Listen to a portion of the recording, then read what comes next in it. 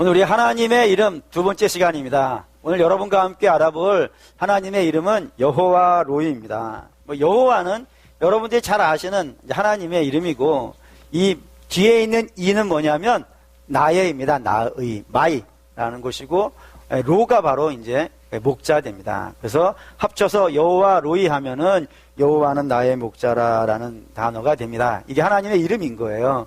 이게 성경에 몇 번 나오냐면 대략 한 60번 정도가 나옵니다. 60번 정도 나오는 것으로 알려져 있습니다.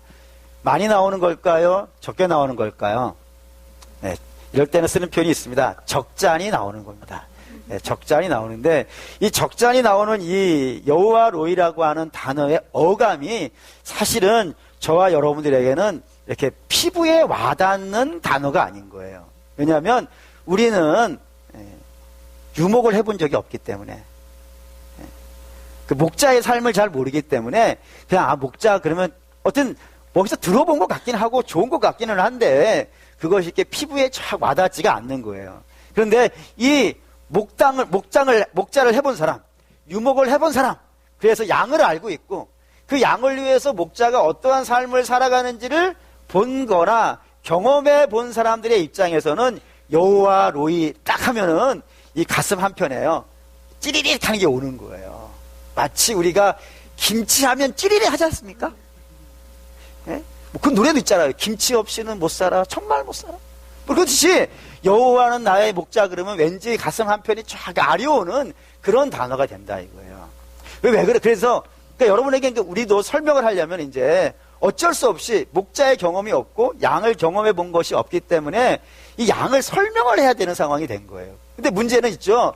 문제는 저도 양을 안 키워본 거예요. 어떻게 설명할 방법이 없으니까 이제 어떻게 하겠어요?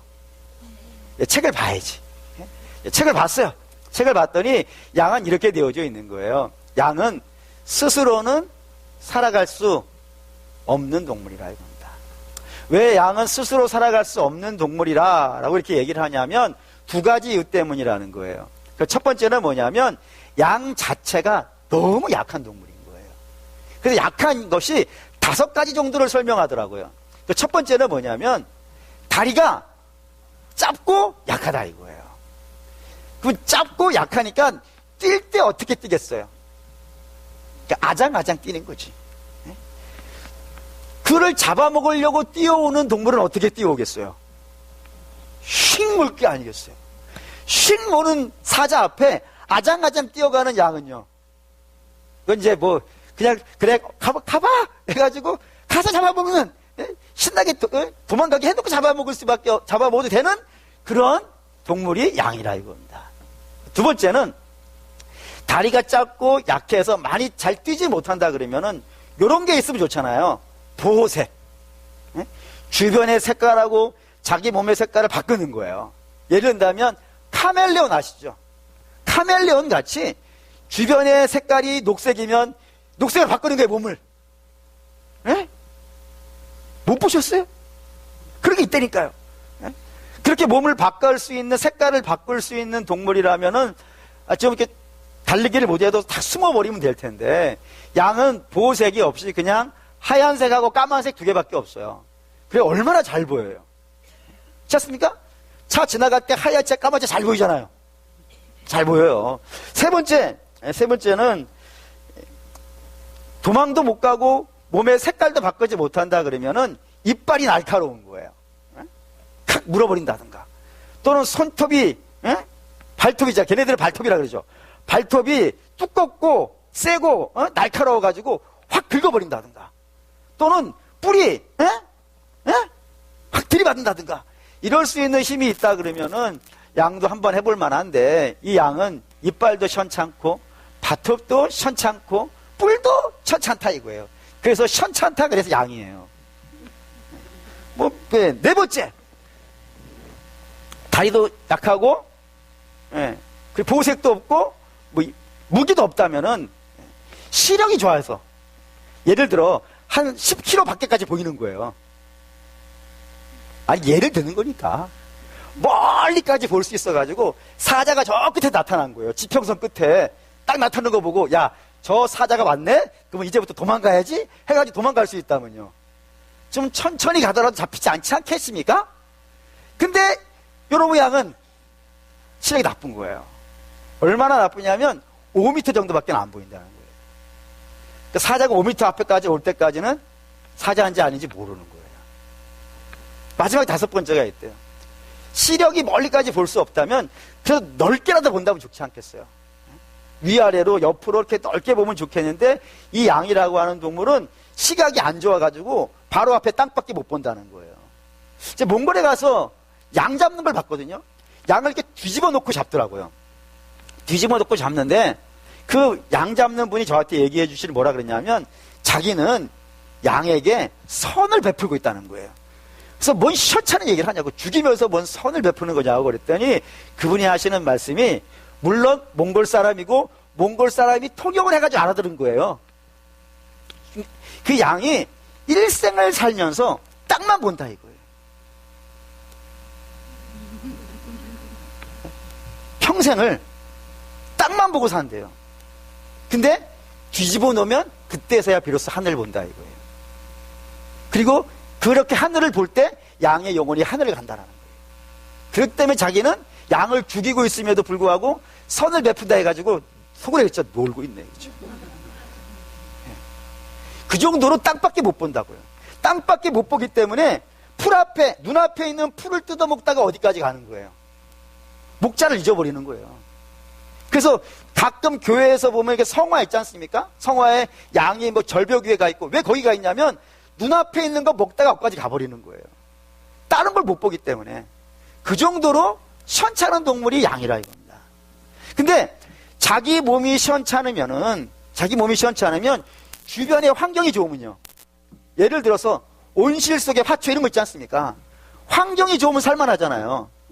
그러면 이 이스라엘의 환경이 과연 양을 키우기에 좋은가? 라고 이야기하면 그것도 아닌 것 같아요. 뭘 보면 아닌 것 같냐면은 양을 주로 어디서 키우냐면 이 예루살렘 밑에 쪽에서 키워요. 근데 문제는 이런 거예요. 예루살렘은 산 위에 있어요. 그리고 이 예루살렘 밑에 쪽으로, 이 남쪽으로는 뭐가 있냐면 사해바다가 있어요. 사해바다는 어떤 바다인지 아시죠? 세상에서 제일 낮은 곳이잖아요. 바다보다 낮은 곳이잖아요, 사해바다가. 그러면 비가 오면 어떤 일이 벌어지겠어요? 물이 흘러가는데 경사가 산에서부터 제일 낮은 데까지니까 급경사일 것 아니겠습니까? 그러면 비가 오면 물이 한꺼번에 쏟아져 내려와가지고 싹 끌고 가버리는 거예요, 흙들을. 그래서 어떤 일이 벌어지냐면 계곡이 생기고요, 구덩이가 생기고요, 막 흙이 파여져 나가는 거예요. 그런 일이 발생된단 말이에요. 그래서 그 책에서 보니까 이런 얘기 있더라고요.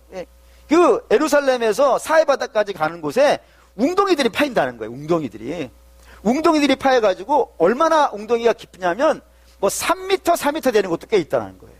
그러니 양이 지나가다가 눈앞에밖에 못 보니까 눈앞에 풀 뜯어먹다가 웅덩이 속으로요, 퐁당 들어가는 거예요. 그러면 한 웅덩이가 한 10cm, 20cm면 뭐 이렇게 나올 수 있겠지만 3m, 4m 웅덩이라면요, 못 나오는 거예요, 거기서. 그래서 거기서 말라 죽는 거예요. 그런 환경이 펼쳐져 있단 말입니다. 근데 지리적으로도 그렇지만 또 다른 문제가 있다는 거예요. 그게 뭐냐면 사나운 짐승이 많대요. 다윗이 골리앗 앞에 나가서 싸우려고 할 때 사울 왕에게 가서 이렇게 얘기하잖아요. 내가 골리앗 한번 잡아보겠습니다. 그랬더니 네가 뭔 죄주로 잡으려고 얘기했더니 다윗이 뭐라 그러냐면 저요 사자와 곰도 잡아봤어요 그러잖아요. 그게 목동이 살아가는 사람이라니까요. 양이 지나가는 곳에 사자와 곰이 꽤 많이 있단 말입니다. 그러니 이 사자와 곰은 목자에게서 멀어지는 양이 있으면요, 노리는 거예요. 그리고 목자가 딴 놈 팔고 있으면요, 노리는 거예요. 그런 일들이 발생된다 이겁니다. 그렇기 때문에 뭐 굉장히 악조건이죠. 양을 사러 가는데 양 자체도 안 좋은 상황이지만 그 주변 상황도 굉장히 열악해가지고 이스라엘 땅에서는 양이 온전하게 생존하기가요, 대단히 어려워요. 근데 대단히 어려운데도 불구하고 양이 생존할 뿐만 아니라 그걸 넘어서 가지고 자식을 불려가면서 막 살아가고 있다면 그거는 누구 공인 거예요? 양의 공이 아니라는 거예요. 그럼 목자가 간섭해주고, 목자가 웅덩이에 파지면 이게 양의 목자의 지팡이 아시죠? 꼬다리가 이렇게 동그랗게 되어 있는 거. 그거 왜 동그랗게 되어 있냐면은 멋있으려고 동그랗게 하는 것이 아니라 양 웅덩이에 빠지면요, 그걸로 건져 올리는 거예요. 3m는 자기도 내려갈 수 없으니까 탁 모가지 걸어가지고 탁 당겨버린단 말이에요. 그거 빼내려고 그러는 것이고, 막대기는요, 적이 오면 그걸 때리는 거예요. 그래서 지팡이와 막대기라 그러는 거예요. 목자의 지팡이와 막대기가 나를 아니하시나이다. 이렇게 쓴다 이겁니다. 그렇게 목자가 열심을 내주기 때문에 양이 번식하는 거예요. 근데 그것이 이스라엘과 하나님의 관계를 설명하는데 더없이 적합한 게 없더라 이겁니다. 이 관계가. 왜냐하면 양이 무능하다 그랬지 않습니까? 근데 이스라엘은요, 양보다 더 한심한 거예요. 양보다 이스라엘이 더 한심하다고 말씀드릴 수 있는 이유는 뭐냐면, 이스라엘이라고 하는 민족 자체가 출신이 뭐예요? 노예인 거예요. 노예는 배운 게 없어요. 가진 게 없어요. 능력도 없어요. 그런 사람들이 노예예요. 그러니까 당연히 배운 것도 없죠. 가진 것도 없죠. 능력도 없으니까 문명이라는 걸 만들어내지를 못해요. 이들이 얼마나 문명을 만들어내지를 못하냐면, 그 성경의 주 무대가 펼쳐져 있는 구약이지 않습니까? 구약의 그 다윗 시대까지만 해도 이스라엘의 주변 나라들은 다 어떠한 좀 어려운 말 쓸게요. 철기 문명의 시대였어요. 다 철기를 갖고 있었어요. 쇠로 만든 칼, 쇠로 만든 창, 쇠로 만든 농기구, 이런 걸 갖고 있었어요. 근데 다윗 때까지만 해도 이스라엘은 철기가 없었어요. 철기는 말할 것도 없고 쇠를 만질 수 있는 장인도 없었어요. 그래서 농기구를 사려면 어디에 갔냐면 바벨론에, 블레셋에 가가지고 빌어야 했어요. 돈 많이 갖다 주고 그 농기구 사와야 되는, 그 정도의 아주 열악한 형편이었단 말입니다. 그러니까 문명도 한 시대가 뒤떨어지는 거예요. 근데 문명만 떨어지는 것이 아니라 더 심각한 것은 이 이스라엘 주변에 있는 나라들은 하여튼 역사에 나타난 세계적인 나라들은 거기 다 있는 거예요. 예를 들어서 이집트 있어요. 그리고 바벨론도 있어요. 아시리아도 있어요. 페니키아라고 하는 나라도 있어요. 히타이트라고 하는 나라도 거기에 있어요. 그리고 또 페르시아도 있고요. 그리스도 있어요. 이런 나라들이 한 시대 제국이라고 불렸던 나라들이거든요. 근데 이 나라들이 그냥 이스라엘과 관계없이 제국으로 있는 것이 아니라 다 이스라엘을 쳐들어온 적이 있어요. 왜요? 이스라엘이 차지하고 있는 땅이 어떤 땅이니까요? 적과 꿀이 흐르는 땅이라니까요. 그러니 급사라기 땅을 누가 갖고 있는 거예요? 무능한 자가 갖고 있는 거예요. 그러니 얼마나 갖고 싶겠어요? 저 한 방만 치면 되는데, 이런 생각 하지 않겠어요? 그래서 수도 없이 쳐들어와요. 수도 없이. 어마어마하게 쳐들어와가지고, 제가 이제 무기또라는 곳에 있었는데, 그 무기또가 요한계시록에 하면 그게 아마겟돈이에요. 그 아마겟돈 평야가 있거든요. 거기에서 가이드가 얘기해 주더라고요. 여기서만 전쟁 기록이 400번 이상 있다고.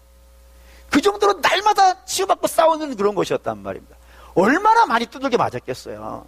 근데 그러니까 환경도 안 좋고 자기 능력도 굉장히 안 좋은 이스라엘인데, 그 땅에서, 금싸라기 땅에서 살아낸 것은, 그것도 번성해낸 것은 누구 덕이라고요? 자기 능력이 아니라 이거예요. 하나님께서 그들의 목자가 되어주셔서 그들을 지키시고 그들을 보호하셨기 때문에 그렇게 이스라엘이 살았다 이겁니다. 그런 감점이 있는 거예요. 그래서 여호와는 나의 목자 그러면은, 나 같은 사람을 하나님이 간섭해 주셔서 죽을 수밖에 없었는데 내가 살았구나 라는 그런 진한 감동이 있는 거예요. 그런 단어가 여호와는 나의 목자라고 부르는 겁니다. 그래서 우리는 이 여호와는 나의 목자가 성경에 좀 더 어떻게 펼쳐지는지 한번 좀 보려고 그래요. 성경에 약 3가지 정도로 여호와는 나의 목자라는 단어를 설명을 하는데, 그 중에 첫 번째는 뭐냐면 보호예요. 보호. 목자는 양을 어떻게 해요? 보호하는 거예요. 보호하는 장면 중에 제일 진한 장면 한번 보시죠. 요한복음 10장 7절. 10장 7절 읽겠습니다. 그러므로 예수께서 다시 이르시되 내가 진실로 진실로 너희에게 말하노니 나는 양의 문이라. 여기 이제 양의 문이 있습니다. 이 양의 문을 잘 이해하셔야 되는데, 양의 문 하니까 우리가 쓰는 단어가 아니어서 잘 모르시는 거예요. 근데 이것도 이제 여러분이 설명을 드릴게요. 이스라엘은 유목을 해요.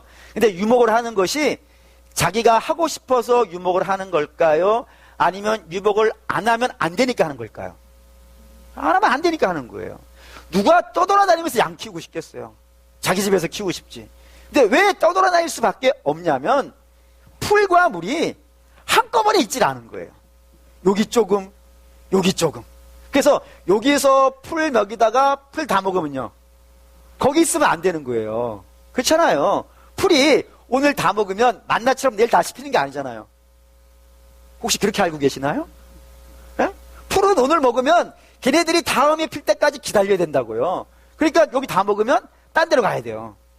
거기 다 먹으면 또 딴 데로 가야 돼요. 그래서 어쩔 수 없이 유목이라는 걸 하게 됐다 이겁니다. 근데 이제 문제는 집 근처에 있는 곳으로 양을 데리고 간다 그러면 저녁에요, 돌아올 수가 있죠. 가까운 데니까. 근데 풀이라는 것이 집 근처만 있는 게 아니잖아요. 멀리 있을 수도 있단 말이에요. 그래서 멀리 가게 되면 그날 밤에 집에 못 돌아오는 거예요. 그럼 뭐 해야 돼요? 외박을 해야 돼요. 그죠?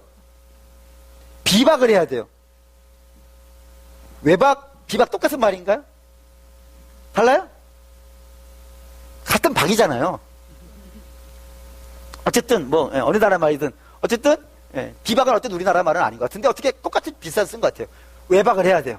밖에 나가서 자고 들어와야 돼요. 그런데 문제는 그 들판에서 양들을 그냥 재웠다가 어떤 일이 벌어지는 거예요. 낮에는 괜찮은데 밤에는요, 짐승이 오는 거예요. 예? 짐승이 눈에 빨간불 켜고 이제 오는 거예요. 그러면 그 목자가 어떻게 그 들판에서 깜깜한 밤에 찾아날 수 있겠어요. 양을 지킬 수 없으니까 들판에서 안 재워요. 어디로 가냐면 마을로 들어가요. 마을에 들어가면 우리가 있어요. 공동 우리.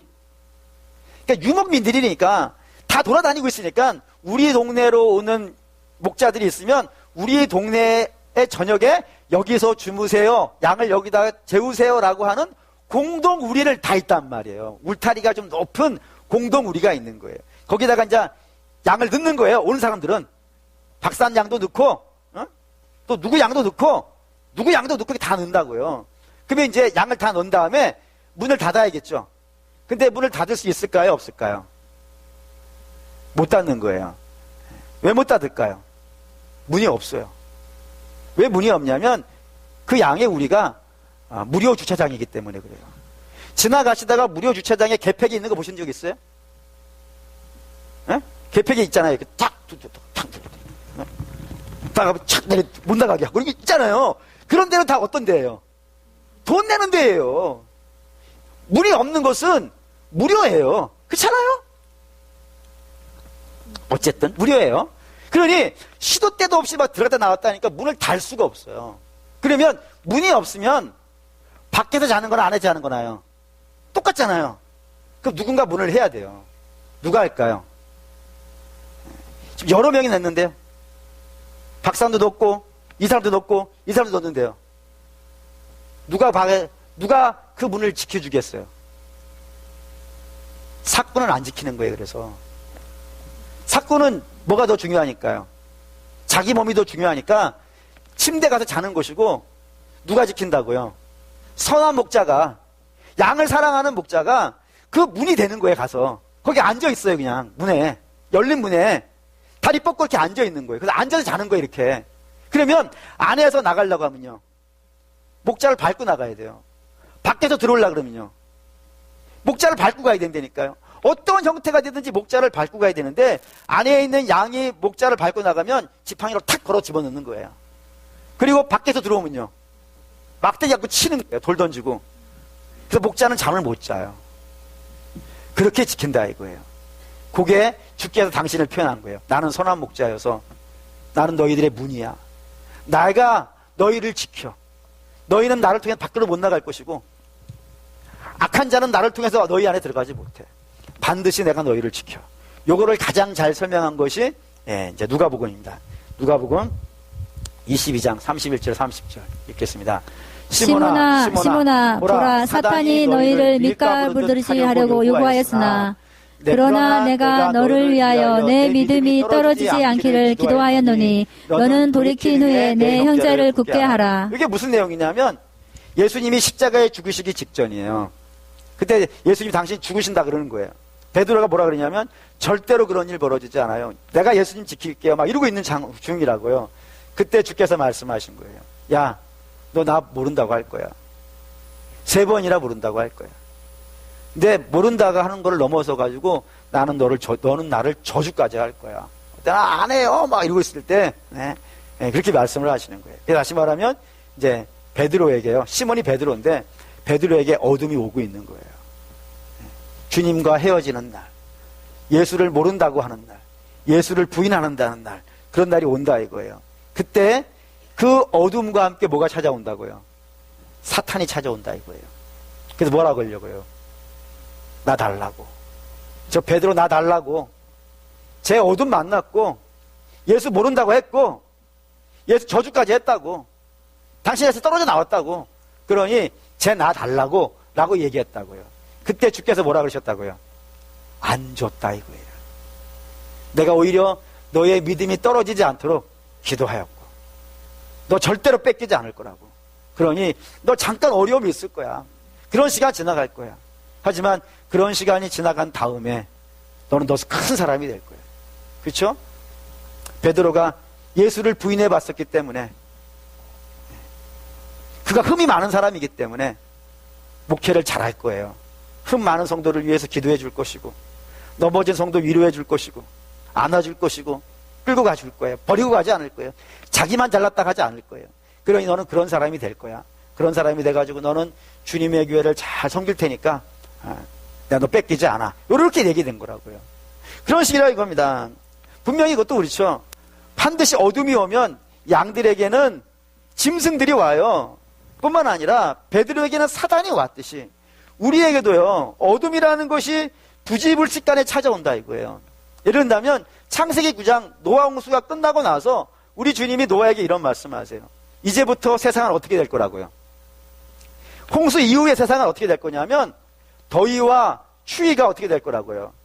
끊임없이 반복되는 세상일 거라고. 그럼 여러분이 묻죠. 더위가 어려워요? 추위가 어려워요? 더위가 어려울까요? 추위가 어려울까요? 네, 다 어렵죠.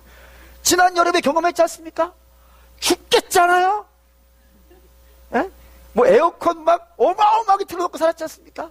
좀 있으면 히터 틀고 살아야 됩니다. 네. 저는 벌써 그랬습니다. 그런 식인 거예요. 우리는 이 땅에 있는 이상은 힘들어요. 이렇게 돼도 힘들고 저렇게 돼도 힘들어요. 내가 볼 때는 하나도 안 힘든데 저 사람은 힘들 수 있어요.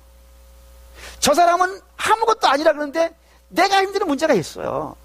누구에게나 이 어둠이라는 것이 예외가 있지 않아요. 우리가 살고 있는 곳은 에덴이 아니기 때문에 누구에게나 어려움이 있고요, 힘듦이 있을 수 있다 이겁니다. 그때 그 힘듦이 왔을 때 그 힘듦만 오는 것이 아니고 우리의 영혼을 빼앗아 가려고 하는 악한 자가요 같이 온다 이거예요. 그래서 우리가 낙심하고 있으면 우리 주님에게서 떼어내려고, 우리를 실망시켜 넘어뜨리려고, 하나님과 관계없는 백성 만들려고 덤벼드는 자들이 있다 이겁니다.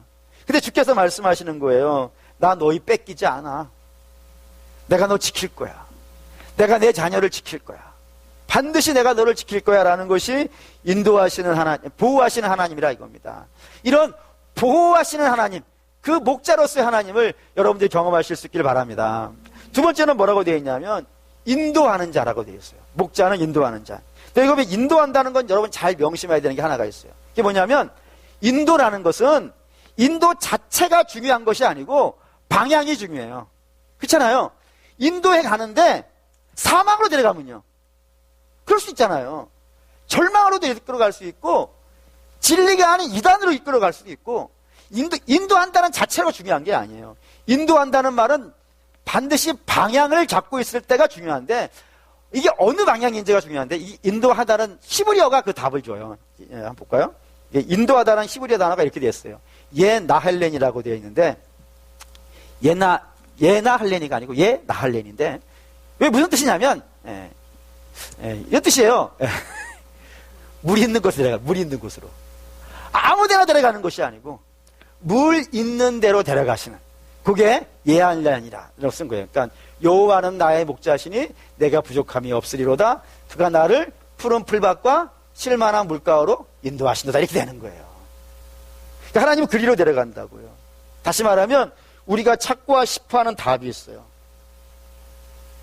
우리 인생에 어둠이 오고 답답함이 왔을 때 찾고 싶은 답이 있다 이거예요. 그 찾고 싶은 답으로 인도해 가시는 분. 그것이 영적인 답일 수도 있고 또 육체의 답일 수도 있어요. 우리 주님은 영과 육에 대해서 모두 다 답을 주실 수 있는 유일한 분인 줄 믿습니다. 이걸 잘 설명해 놓은 것이 예수님과 베드로가 처음 만나는 장면이에요. 그때 이런 이야기가 있어요. 베드로는 어부니까 어디 어부냐면 갈릴리 호수에서 평생을 그물질 하던 사람이라 이겁니다. 그가 오늘도 어김없이 그물을 던지려 갈릴리 호수에 가서 밤새 그물질을 했어요. 밤새 그물질 했으면 평소와 같다면 고기를요 꽤 잡았을 거예요. 많이 잡았을 수도 있지만 꽤 잡았을 거예요. 근데 하필이면 그날은요 아무것도 거두지 못했다 이겁니다. 여러분 우리도 그럴 수 있어요.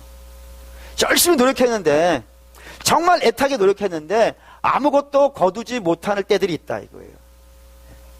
우리가 우리를 잘 알고 있고 내가 평생 일해왔던 곳이고 내가 지금까지 40년, 50년, 60년, 70년을 살아왔던 인생길인데도 불구하고 거기에서 답을 찾지 못해가지고 괴로워하고 힘들어하는 순간들이 있더라 이겁니다. 근데 그때 베드로에게 주께서 오하셨어요. 그리고 뭐라 그랬냐면 베드로야 너 저 깊은 데 가서 다시 그물질 해봐. 이렇게 말씀하실 수 있는 이유가 뭐예요? 예, 그분이 창조주기 때문이에요. 그분은 그 강을 바다를 지으신 분이고 그 호수를 지으신 분이고 그 안에 생명을 지으신 분이에요.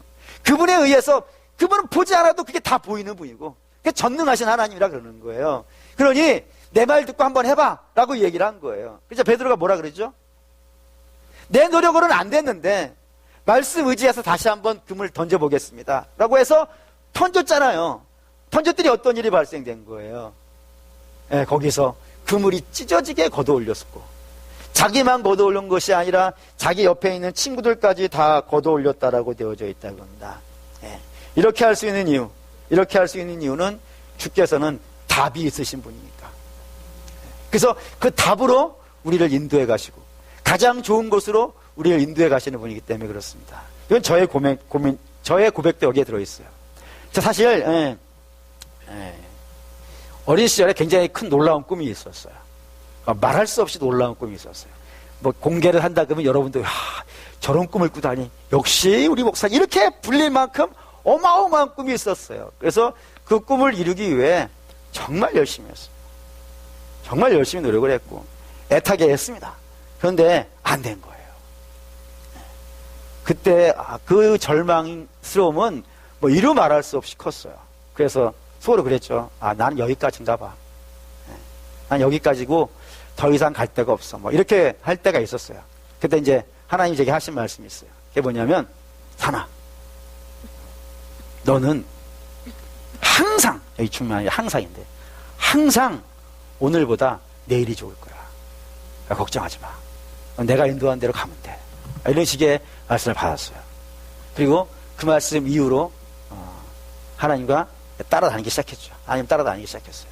그리고 이제 서울에서 전주로 왔고 전주에서 부산에 갔다가 다시 전주에 와가지고 여기 지금 폼나게 살고 있습니다. 간혹 저희 집 애들이 물어요. 아빠는 20대로 돌아가면 뭐 하고 싶어? 라고 물어요. 그러면 제가 반드시 변함없이 하는 말이 있습니다.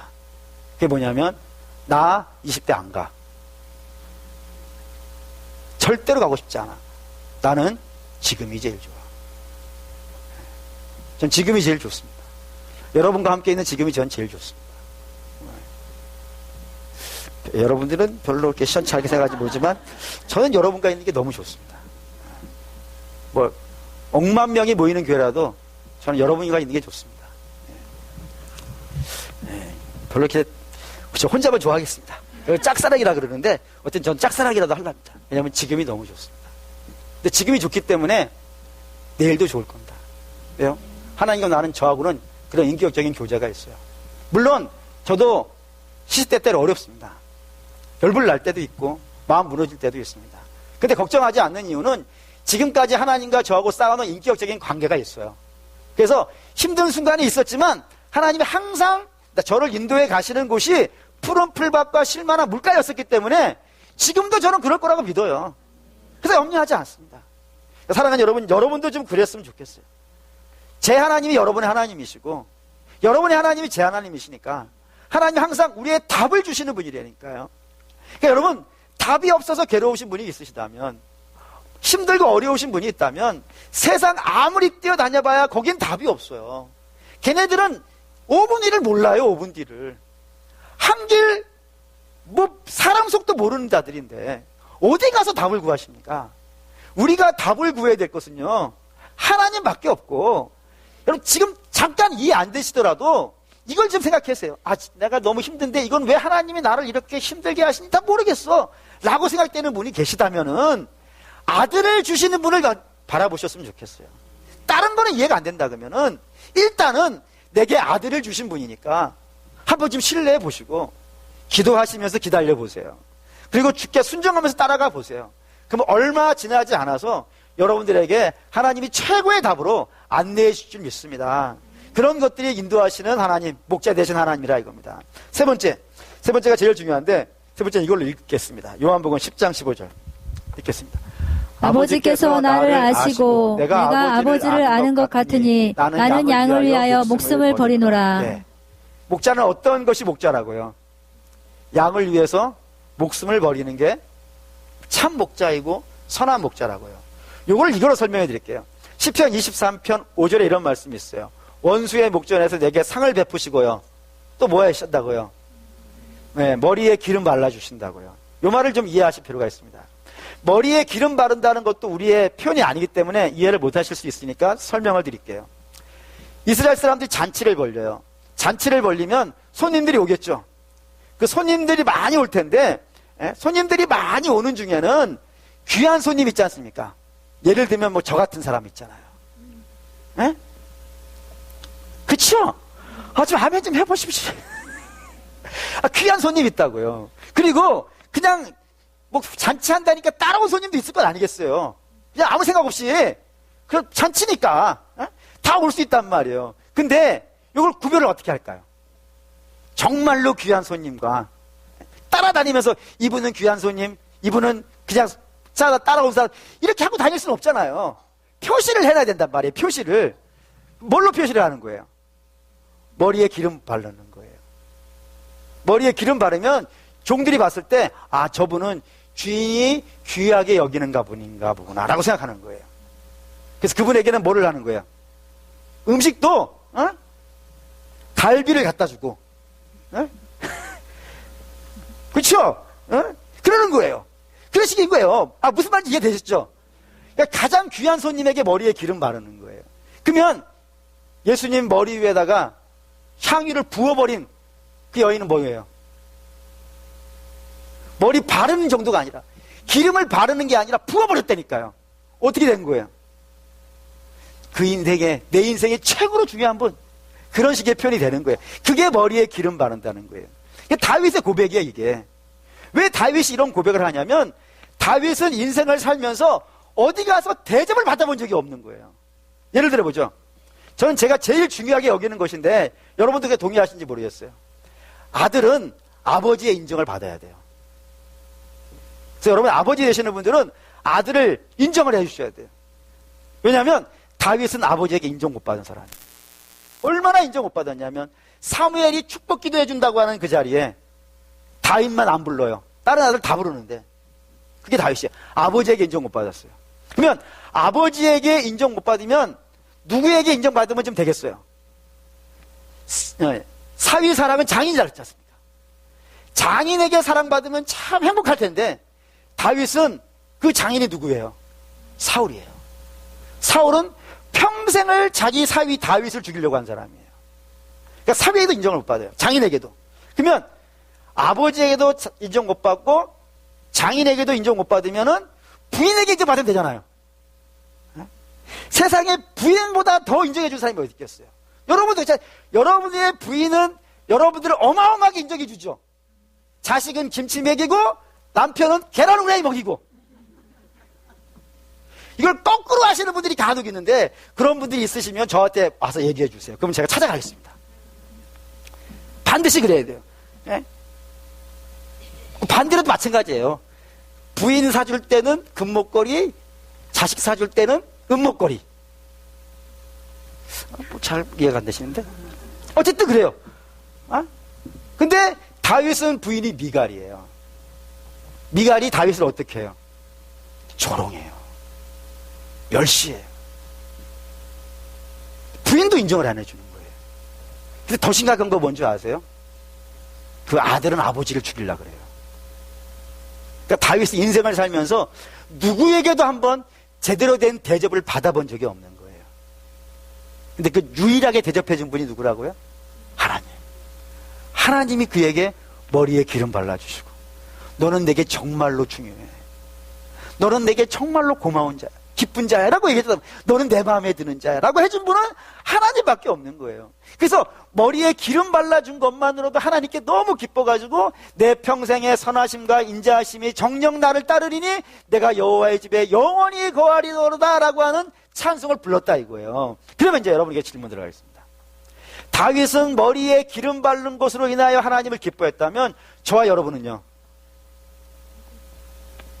네, 우리는 거의 자지러질 정도로 찬양을 해야 돼요. 왠지 아시죠? 다윗은 머리에 기름 발랐지만 우리는요, 보혈 발랐어요.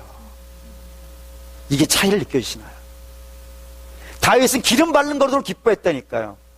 다윗은 보혈을 구경도 못했단 말이에요. 우리는 주의 보혈로 기름 부음 받았단 말이에요. 이게 얼마나 놀라운 것이냐면, 이제 저와 여러분은, 보혈 아래에 있는 저와 여러분은 더 이상 죄인이 아닌 거예요. 죄에서 의로 옮겨졌다니까요. 그 때문에 당연히 누구도 우리를요, 정죄할 수 없어요. 사망에서 생명으로 옮겼고요. 그리고 하나님을 누구라고 불러요, 이제? 아버지라고 불러요. 그리고 아버지 옆에 갈 수 있고요. 아버지가 누리는 걸 다 같이 누릴 수 있어요. 그래서 영생을 누리는 자예요. 이 복을 뭐로 받은 거예요? 아들의 보혈로 기름 부음 받아서 받았단 말이에요. 그럼 뭐 어마어마한 거예요. 그게 목자라니까요. 목자는 그런 분이에요.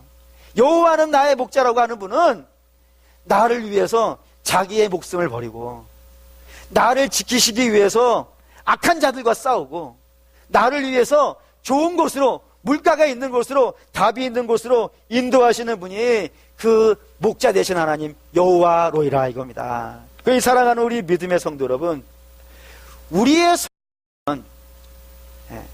소원이 있다면 이거였다고 생각을 해요.